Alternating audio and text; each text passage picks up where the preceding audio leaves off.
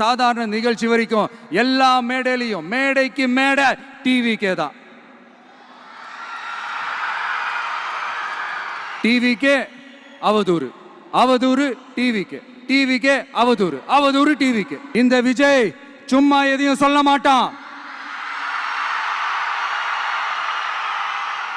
ஒன்னு சொன்னா அதை செய்யாம விட மாட்டான்.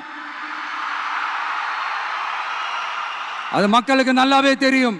அதனால பாப்பா, பவள விழா பாப்பா, நீ பாசாங்கு காட்டாத பாப்பா. நீ நல்லவர்கள் போல் நடிப்பதை பார்த்து நாடே